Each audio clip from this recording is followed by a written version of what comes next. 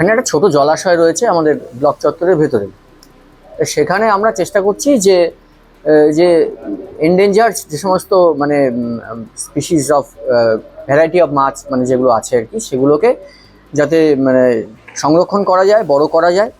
হ্যাঁ, এবং তার জন্যে এমনি তো সরকারি প্রকল্প যেভাবে চলছে, আমরা কিছু অফিসাররা নিজেদের উদ্যোগে মৎস্য দপ্তরের সাহায্য নিয়ে আমরা সেগুলো প্রতিপালন করার চেষ্টা করছি।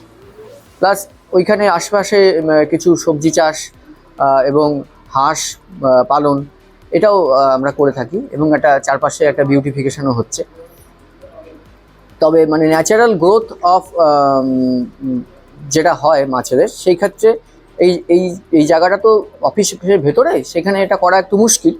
তবুও আমরা চেষ্টা করি যাতে প্রোবায়োটিক্স ঠিকমতো তৈরি হয়, যাতে ওরা খাবার ঠিকমতো পায় এবং বেঁচে থাকে। এটা আমাদের একটা পরীক্ষা, সেটা 1.5-2 বছর ধরে চলছে। এখনো পর্যন্ত মাছ মারা যাওয়া বা এ সমস্ত বিষয় আমরা দেখিনি।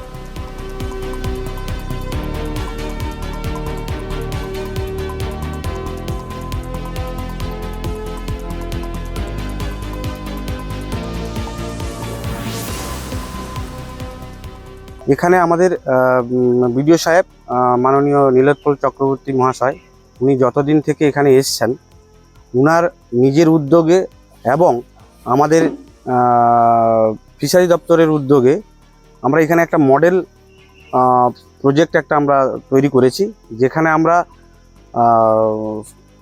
সব মাছ, লুপ্তপ্রায় মাছ এবং সঙ্গে আমরা পোনা মাছ এবং সঙ্গে আমরা হাঁস পালনও করছি। এই লুপ্তপ্রায় মাছের মধ্যে যেমন আছে এখানে আমাদের পাবদা আছে, ট্যাংরা আছে, কই আছে, মৌরালা আছে, পুঁটি আছে, চাঁদা আছে এবং চেলা মাছও আছে। তো আমরা এখানে এইটা চাষ করার পদ্ধতি করার জন্য একটাই উদ্দেশ্য, যাতে আমাদের সাধারণ যে ব্লকের যে পাবলিক যারা মাছ চাষ করেন, তারা এই জায়গাটা দেখে উদ্বুদ্ধ হয়ে যাতে ওনাদের একটা প্যারালাল ইনকাম করতে পারেন এবং নিজের আর্থসামাজিক উন্নয়ন ঘটাতে পারেন, তার জন্য আমরা এটা মডেল হিসাবে আমরা এটা শুরু করেছি। মাছ চাষের পাশাপাশি আর কি কি এখানে চাষ? এখানে আমরা মাছ চাষের পাশাপাশি আমরা উদ্যান পালনও করছি।